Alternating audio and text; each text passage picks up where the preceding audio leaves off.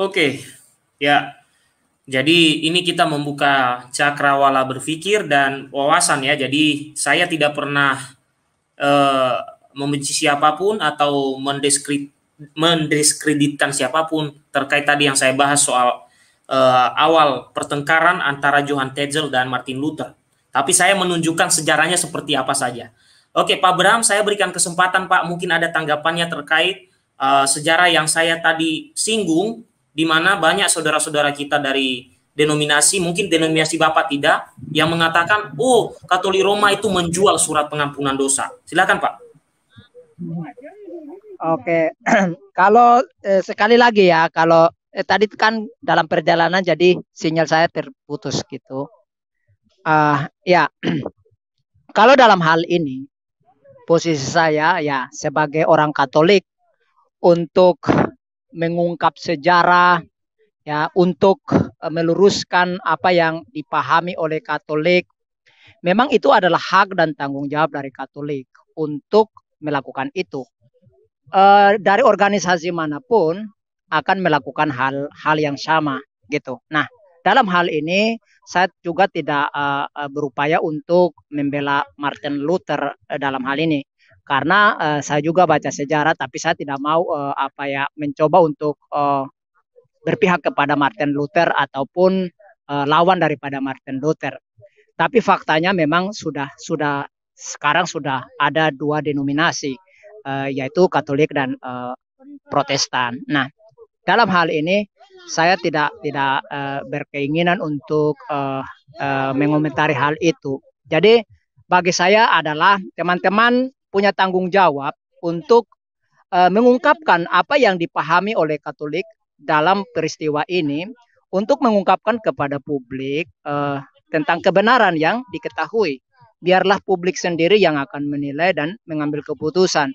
Dan tentu tiap blow up, tiap kubu pasti punya argumentasi dan punya sumber yang juga akan dipakai sebagai argumentasi. Maka saya katakan tadi, karena ini kan hanya kebetulan saya masuk untuk mengungkapkan, memberikan saran untuk ke depannya membuat video tanpa mengeneril tadi. Itu aja kompeten saya untuk datang hadir di tempat ini bersama teman-teman.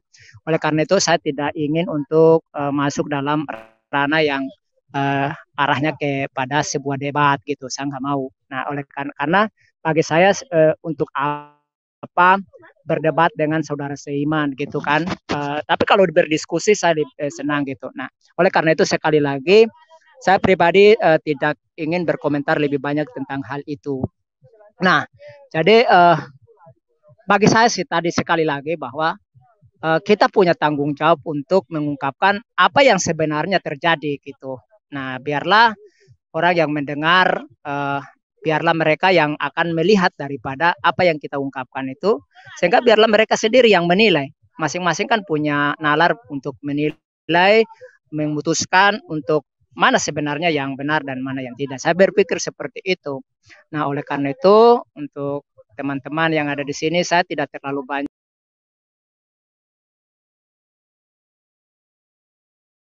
Oke, sinyalnya Pak Bram terganggu. Saya beri waktu kepada Pak Suto. Silakan Pak Suto. Halo Pak Suto. Halo. Halo, Ya, silakan gimana? Pak Suto. Ya, Bagus sinyal? Ya, ya ini bagus Pak. mungkin kita perlu ini deh, perlu mencari data 95 tesisnya Luther itu harus kita cari, baru kita bisa membaca literasi itu. Apa sih isi 95 tesis itu? Yang kedua, surat dari Paus atau dari Monsinyur Albert mengenai ankomunionya buat Martin Luther. Apa isi ankomunionya ini? Kenapa Luther dikeluarin dari Westminster itu? Jadi dari dua dokumen ini kita baru bisa menganalisa. Karena saya nyari-nyari dua dokumen itu, udah lama itu saya cari, tidak ketemu literatur-literatur itu di toko buku. Mungkin siapa Saya tahu ada dari Pak. Ya, di hukum kanonik itu coba dicari. 95 dalil Martin Luther itu saya punya, Pak. Oh, gitu Saya ada punya. ya.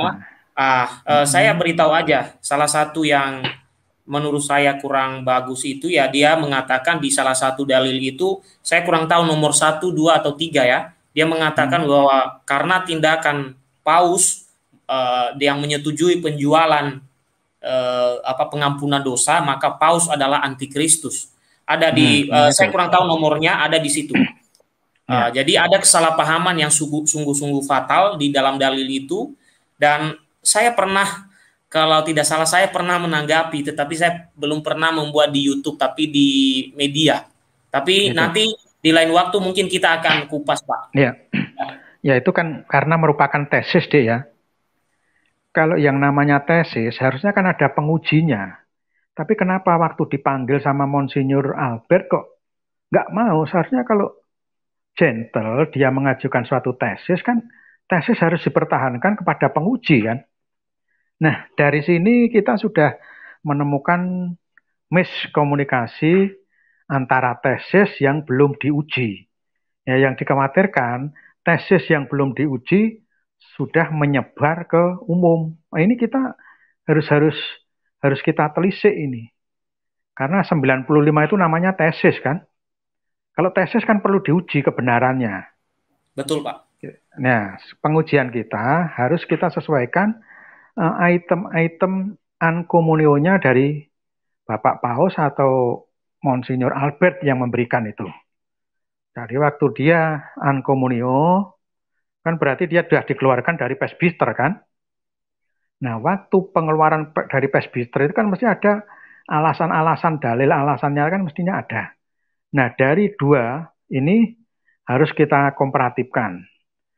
Kalau komparatifnya kita belum ketemu, harus kita uji tesis itu. Harus kita uji. Ya, bila perlu kita mengusulkan pengujiannya ya harus, kalau memang perlu dengan konsili. Jadi para apa ya, kalau apa istilahnya sekarang itu ritus-ritus dari kekristenan sama ritus kekatolikan harus berkumpul pemimpin-pemimpinnya itu. Kita uji tesisnya itu dengan dokumen-dokumen yang ada pada tahun 1515 sampai 1518 kalau nggak salah itu. Nah, masalah itu juga hampir 3 tahunan si Martin Luther itu masih menyampaikan khotbah di paroki-paroki di daerah Jerman.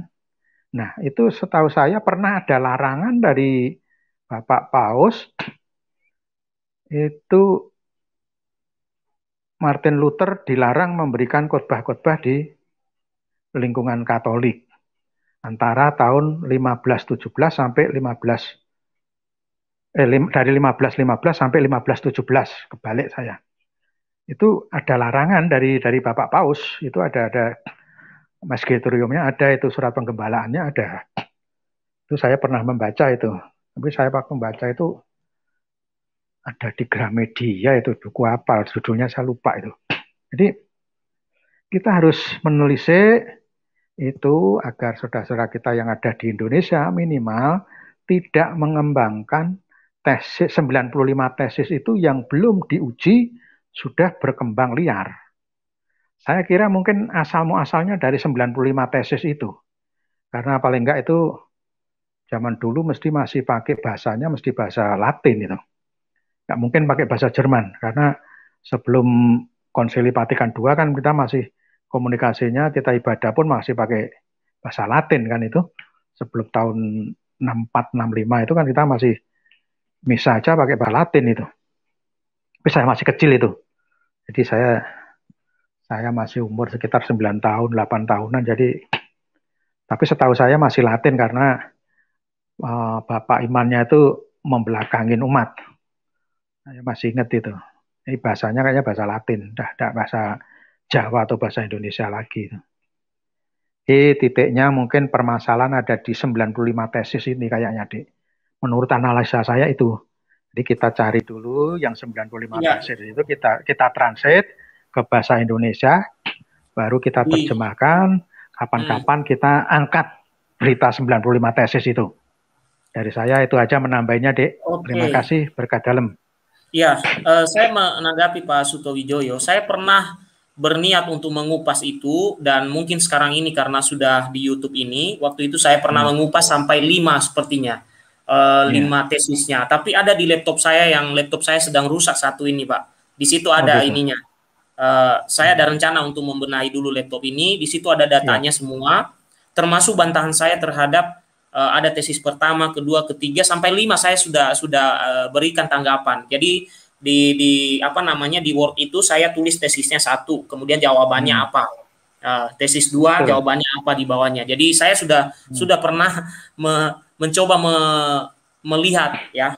Melihat itu ya. Melihat tuduhan-tuduhan di situ kurang tepat ya, kurang lebihnya begini Pak Sutowijoyo. Saya bilang tadi memang di lain sisi Martin Luther itu tidak salah memprotes.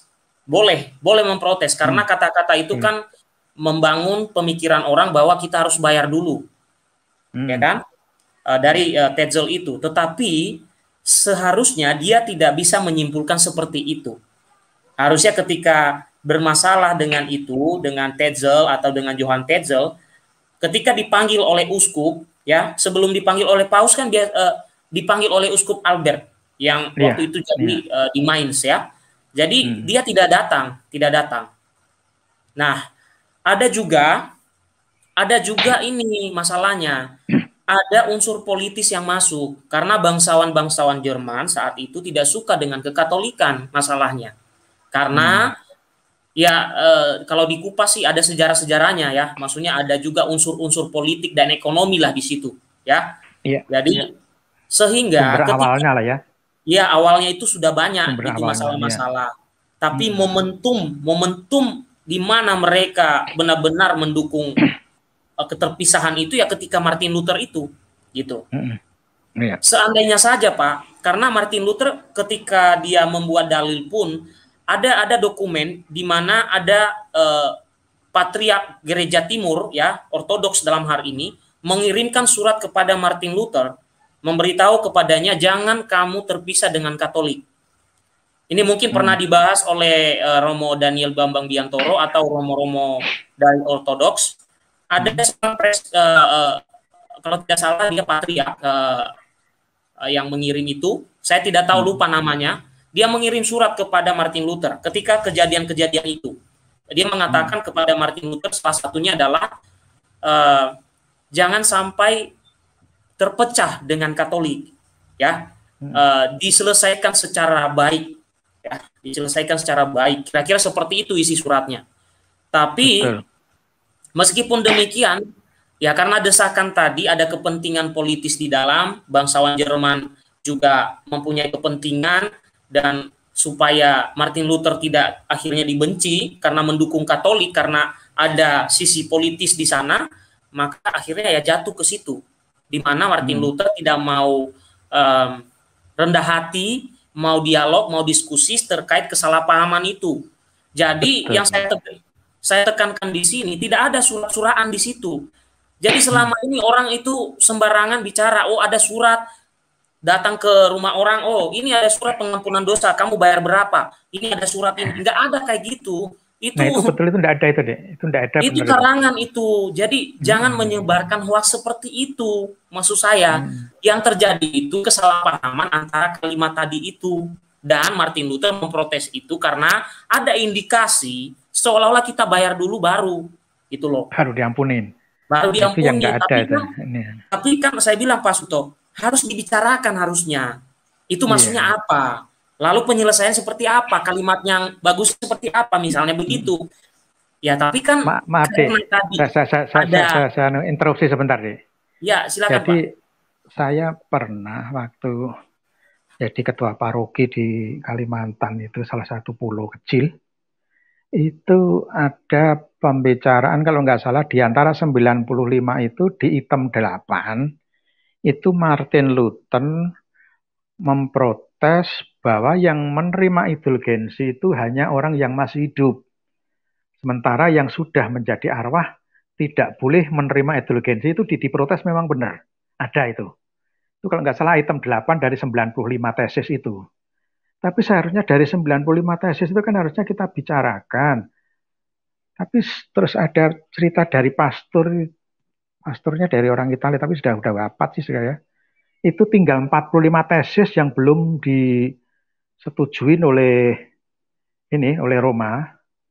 Oleh Roma. Nah, dari 45 itu coba nanti Gea cari literasi yang tinggal 45 yang belum istilahnya bukan disetujui sih, belum di-approval. Belum di-approval. Jadi dari 95 tesis itu masih ada 45 yang belum di-approval itu. Jadi sekitar 50 sudah ter-approval.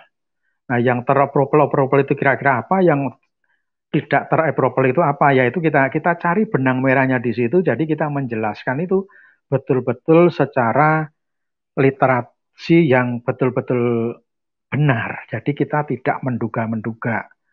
Jadi tapi kalau yang jelas protes-protesnya Martin Luther itu ya untuk indulgensi itu hanya diberikan kepada orang yang masih hidup.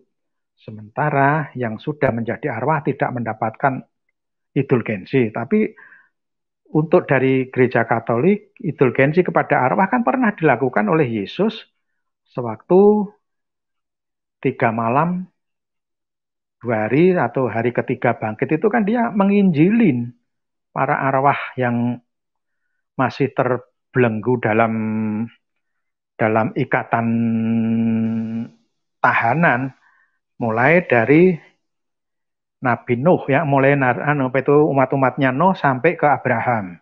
Kenapa yang setelah Abraham tidak diinjilin? Karena Abraham sudah menerima wahyu atau menjadi bapak orang beriman. Jadi umat-umatnya Abraham itu sudah beriman, jadi sudah jelas pilihannya dia. Tapi sewaktu mulai dari Adam, Nuh dan Abraham itu belum ada. Nah, itu yang diinjilin sama Tuhan Yesus. Itu dari kita kan sudah bisa menyanggah bahwa salah satu tesis itu di ayat Alkitab ada itu yang indulgensi untuk arwah itu. Itu menurut saya. Jadi ya kita carilah literaturnya, Dek. Ya, itu aja dari saya.